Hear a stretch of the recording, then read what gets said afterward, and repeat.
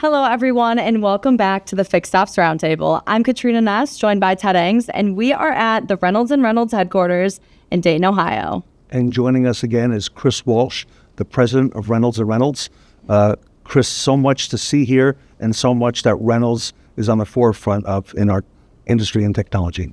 Yeah, well, thanks for letting me be part of your day, and we really appreciate, the time that you guys took to come down and learn more about our company, our people, and our products. So appreciate that. And Chris, so you recently announced a slew of AI products at your Reynolds & Reynolds annual retail summit. Yep. So they were all anchored in Reynolds AI data layer, which is Spark AI. Mm-hmm. Can you tell us a little bit about these? Sure. So Spark is the overarching, kind of platform that our AI is based upon. And it is based on, you mentioned a data layer. It is based on, a unified data layer that we can use to kind of harvest the information, to kind of make the AI work, but also to populate, that unified data. As we learn more through AI, we can populate that data layer with more information. So it just makes the AI even better, as it, learns. That's really the whole basis of artificial intelligence, is that it will learn based on the data that it has. So the more accurate and more robust data we can give it, the better. We see there's really kind of four key areas that we think that AI can really help a dealership be more operationally efficient. So you think about inventory or merchandising. What can we do from acquiring vehicles, determining what work needs to be done on vehicles, what's the right price for that vehicle, all those kinds of things.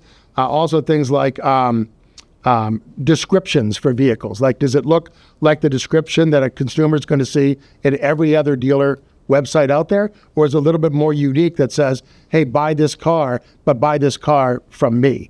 Yeah. What can we do from an image optimization perspective to put the right images out there so we get more eyeballs on our images and we get more higher level of conversion? So that's the inventory or the merchandising side of it. From a conversational perspective, what can we do to reply back to consumers? So think about a lead that comes into a dealership. Mm-hmm. Right now, the way that works is you could have, a number of sales reps that respond to that consumer. Well, is it going to be the same message every time? It's not. Are they going to reply back with the same speed? They're not.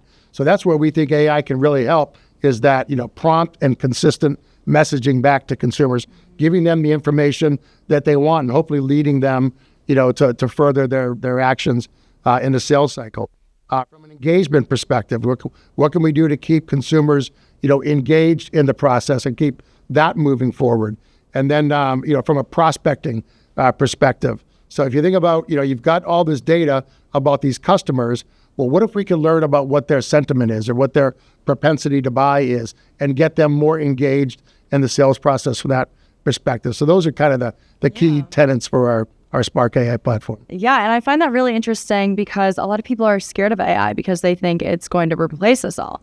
But I think that when we discuss smaller tasks like that, it's really engaging because it just shows that we can be consistent with them and it's not replacing your salespeople or anything like that. It's just helping out with smaller things and getting them done more efficiently. Yeah, and I talked earlier, I think, when we think about being operationally efficient, this is a great way to look at being, more operational. It's not displacing anybody. It's letting people focus on things that are a little bit more important and a little bit more higher level that really you need, a human to do. So think about a sales manager. So a sales manager comes in every day. Well, what is he or she going to do, right? They don't really know. It varies everywhere. Well, what if we could take all those phone calls that happened over the last day, 2 days, 3 days, transcribe those phone calls and look at keywords. So think about a customer that called in and said something like ready to buy or want to buy or trade in or upset or, service department or, anything that would lead you to believe that, okay, when I come in during the day, those are the customers I want to call first, because they're the ones that are most likely to take some kind of action. Mm-hmm. They're telling me that they're ready to take some sort of action, or they've had an experience that's maybe below the experience that I expected them to have, and I want to go handle that, to keep them in the fold from a fixed operations perspective. And Chris, this presumably the unified Spark data layer is gathering information to get better and make dealers better, and using the AI tools in a real world method, like Katrina said, to help improve things at the dealership? I think in some ways right now you could look at it as almost a digital assistant, is what it is right now, but it can do so much more than that. And I think what we're going to see across our entire industry is we're going to see AI evolve over time. Some of it is as you get more data. And that's one of the things that's unique about rentals because of our footprint in the market. We've got so much data that comes through our data centers that you, I think, toured while you were here. So you've got all this data, so we can take that data, aggregate it, and use it in a format and feed it back to our customers. It's in a way that you can use this data to be more efficient in what you're doing, to be, to provide a better consumer experience for your customers. Yeah. Wonderful. And you're using, like you said, the AI to create a better experience. You've given us a number of examples, but even on the fixed operations side, I would think the opportunities are endless for what these AI tools will be able to help dealers with. Oh, yeah. But if you think about, you've got customers that touch your dealership. I had a dealer tell me one time that I see my average customer, I'll see him 4 times a year.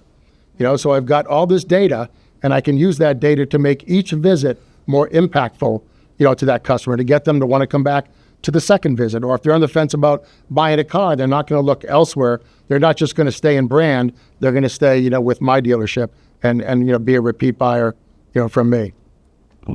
I think Katrina's going to help us on the marketing side too as well. Oh, yeah, for sure. I think especially with like digital ads and stuff like that, I think AI is coming out a lot about that as well.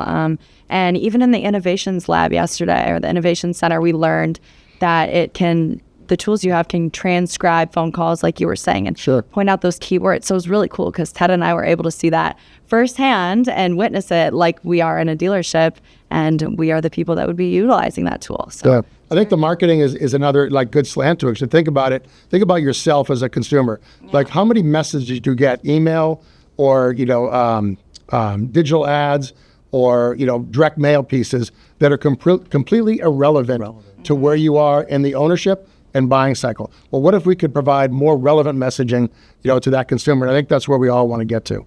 And you're really in the perfect place to be able to do that because you are the DMS, okay? And the dealers rely on that. You've got all the information, and now you're not just helping to provide tools, but showing dealers how to utilize and use these tools as well. Yes. Yep. Fascinating. So I can't imagine where it's all going to go, Chris. I can't either. But I'm excited to see where it's going to go. Yeah. And we're excited to be part of it. Yeah, and you're leading the way. So I like to think so. I mean, I remember there was a famous quote that the best way to predict the future is to invent it. And I think we're going to try to do our part, to kind of invent the future of automotive retailing. Everybody stay with us. We're at Reynolds & Reynolds World Headquarters. We're in Dayton, Ohio with Chris Walsh and the Reynolds & Reynolds team. Katrina Ness and I are here. We will be right back to show you some more of the innovation that's happening here at Reynolds & Reynolds.